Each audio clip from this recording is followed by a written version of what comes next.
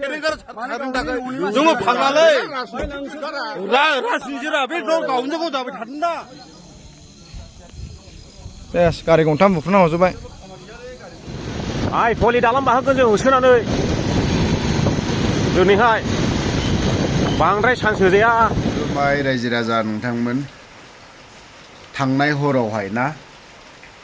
चिरां जिल्लायावनो आइपुवालि जायगायावहाय माने ओरैबायदि दाङाबाजि गावजों गाव बिबो पलिटिशियाननि बाथ्राखौ आं ओरै उनाव बुंगोन खिन्थु नै गावजों गाव होसोलायनाय नङा होनबा नों मा मोनदों आं मा मोनदों नङा होनबा बाथ्राया बेसो नों आंनि गारिखौ बुख्रुबनानै हरबाय आंनि गोसोआव नोङो एसेब्लाबो माबा मोनसे सोनानै दोनबाय सुनानै होदों आंनि बिखायाव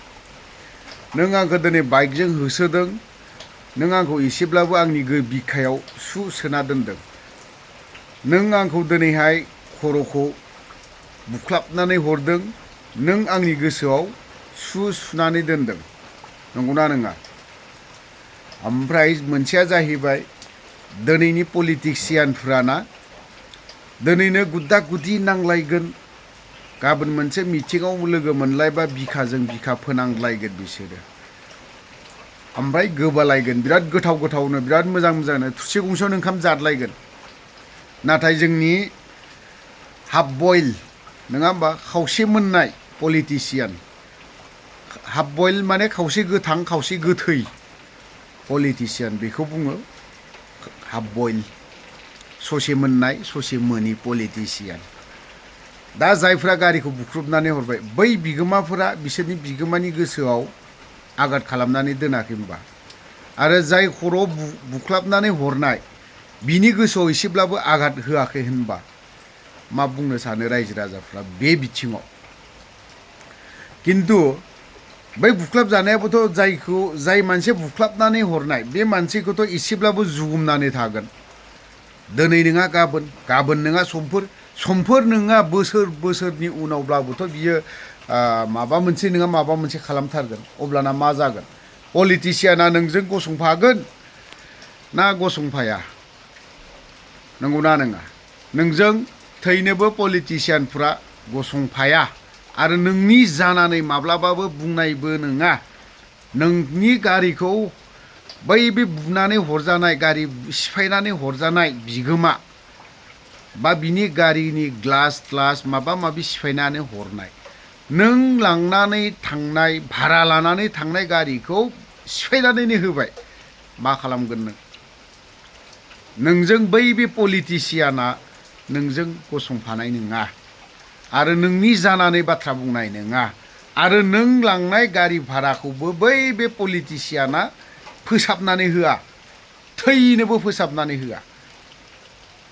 दा जोंनिया मोनजादों मा मेन बाथ्राया बेसो मोनदों मा मान्थलि सोरखौबा होसो नाम मख' बुंनो माबा मोनसे मोनजादों नामा नङा होमबा मोनजादोंबा आलादा खोथा ना नोंसोरखौ हाजिरा लादों गारि बुख्रुबनायनि मानसिनि खर' बुख्लाबनायनि हाजिरा लादोंबा आंहा बुंनांगौ जेबो गैया खारन हाजिरा जादोंब्ला बिथांमोना केसनि फारसेब्लाबो जेबो नङा जेलाव सोना दोनब्लाबो बिथांमोननि थाखाय जेबो नङा बियो पलिटिशियाना बेखिनिखौ सुक्ति खालामनानै लाखागोन जेल जानाय केस होजानाय बे आंनि दायित्व नङा होननानै जेसेबां मा खालामो नोंसोर खालामनो हागोन नोंसोरनो आङो इलेक्सन जोबजासिम साफायाव एथ'खिनि होगोन होननानै लिरनानै दोनजादोंब्ला थ' बाथ्राखौ आं बेखिनियाव एसे दोनथ'नि दानिया फैदो जाय पलिटिशियाना बेफोरबायदि खालामहोदों बा जायनि दैदेननायाव बियो जादों आरो जायनि समस्थियाव बेफोरबायदि जाथाया जादों सेम बे जाथाया बावखुंग्रियावबो जादों मानो जादों बे केन्डिडेटआ सिन्था खालामनाया मोजां जायखौ बुङो रन्जित बसुमतारी बिनि समस्थियावनो जादों खायफाया बुंदों जेम्स बसुमतारीखौ जेसेबां मोजां मोनो जोंबो फेरेंगाखौ एसेबां मोजां मोनो जाय मानसिया फेरेंगाखौ एथ'राब मोजां मोनो फेरेंगानि ABCD मोनथिया आं बुंगोन बेखौ बियो गावनि बेक्ति सार्थखौ नायग्रासो बियो फेरेंगाखौ मोजां मोनग्राया आं बुंगोन बिखौ मानो बुंदों दिनै गोबाङानो बुंनो हागौ बियो UPPL नि हेंथायै सब समाय बाथ्रा बुङो नाथाय बे नङा UPPL पार्टिखौ आंबो मोजां मोनो बेक्तिगत हिसाबै आंबो मोजां मोनो बेक्तिगत हिसाबै आंबो मोजां मोनो आं दिनै UPPL खौ बाथ्रा बुंबाय थानायनि खारना बिबो जे जोंनि NDFB नि केडारफोर मा खालामदोंलै रायजोफोरा एसे बुंहरदो कमेन्टआव एसे लिरनानै हर रायजो दिनैहाय फेरेंगा मोन बायदिया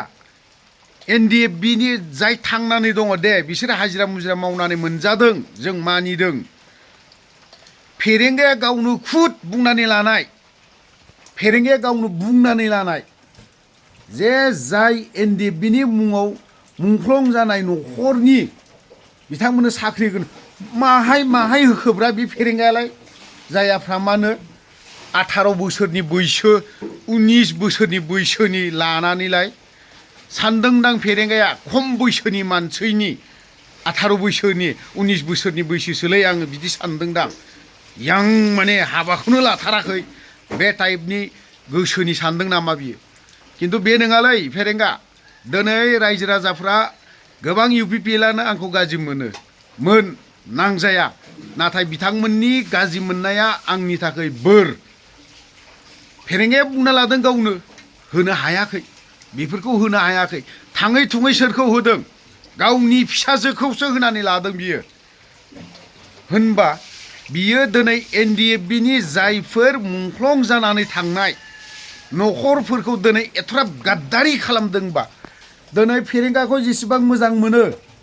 जेम्स बसुमतारीखौ नोंसोर जेसेबां मोजां मोनो जोंबो फेरेंगाखौ मोजां मोनो मा मोनखो नोंसोरो दा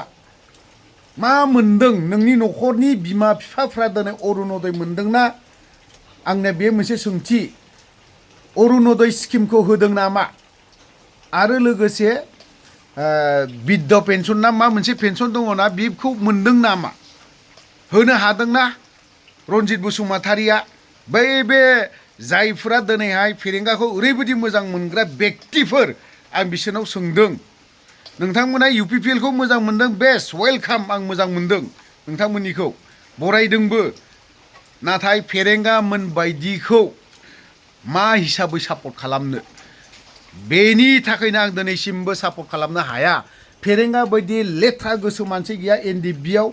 दुनियानि लेथ्रा गोसो होनना बुङोबा फेरेंगा रायजो राजाया दिनै बिखौ रावबो मोजां मोना सोर मोजां मोनो दिनै फेरेंगाया मोजां मोनब्ला दिनै बावहाय सोरबा UPPL नि मानसि जुदि मानो केन्डिडेट होनो हाया निसिमायाव बिना गयारिखौ मानो होनो हाया नैबे दिनै बिना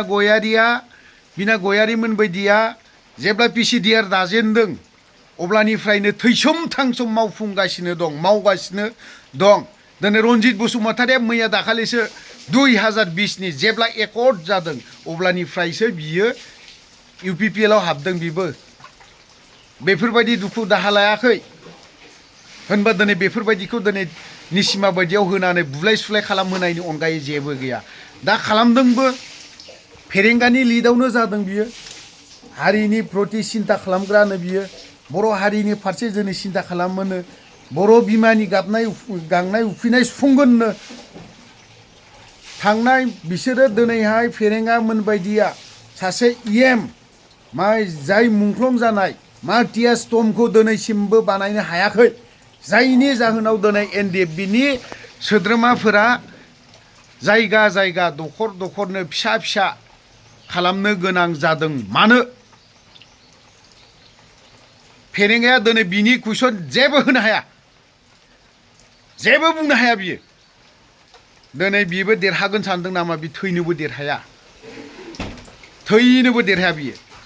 जेराव बावखुंग्रियावबो दिनैहाय बुलाय सुलाय खालामहोदों बेनो सेम निसिमायावबो दिनै गावजों गाव बुलाय सुलाय खालामहोनाया दिनै रन्जित बसुमतारीया बिनि फारसे गोजानाव थानोबा थाखा आं हले बुंखायो सिदा सिदिखा जोंफोरबो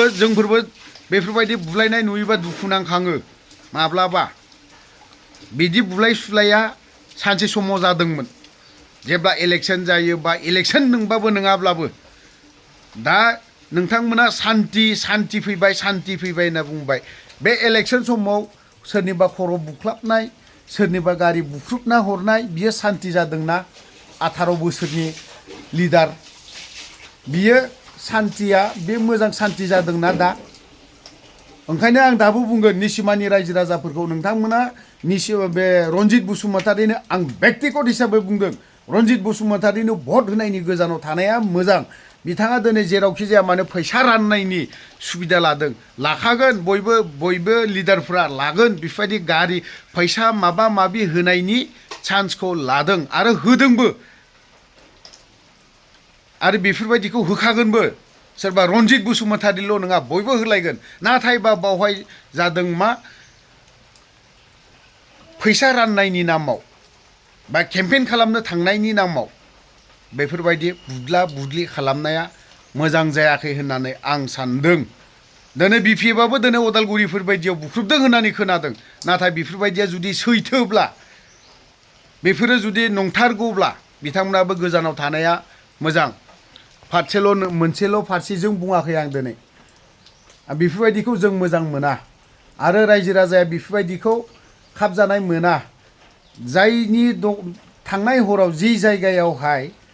गारि बुख्रुबलायनाय अन्थाइ खुबैलायनाय जादों सोरबा सासे बेक्तिया दिनै दखान होदों बिनि दखानखौलाय मा खि मोनजानोलाय बुख्रुबलाबायनांगौ जाखो दिनै बै बेक्तिया दिनै फेसबुक पेजनि गावनि पेजनि गेजेरजों फोरमायबावदोंसो रावबो पलिटिसियाननि फैसा जायाखै जों बिमा बिफाया दिनै खस्थ' खालामनानै जोंनो दखान गंसे लुनानै होदों बे दखानखौबो दिनैहाय सिफायना थांदों होननानै बुङो सिफायनाय माने अन्थाइ खुबैनानै थांदों दिनै बिथांमोना बेखिनि लुनो थांनायाव रावबो पलिटिसियाना होगुबैयाखै होनायबो नङा दिनै सोरबा पाब्लिकनि जनसाधारननि दखानखौ अन्थाइ खुबैना थांनानै मा लाब मोनखो मा बेनिफिट जाखो जेबो जायाखै ओंखायनो आं बुंदों रन्जित बसुमतारिनो भट होयिया मोजां जागोन बिनि 18 बोसोरनि बा 19 बोसोरनि बैसो सानदोंदां गावखौनो बोरायनानै खानाय दारि मोनफबजोबलांसिगोन कालार फुननानैसो खानायखौ गोसोम खालामनानै लायो बे थ' गोलाव बाथ्रा बुंबाय दा बांद्राय खोथा बुङोबा लेथ्रासो ओंखारो आं बारा खोथा बुंनो सानाखै बावनो दोनथ'बाय जय बर' हारिनि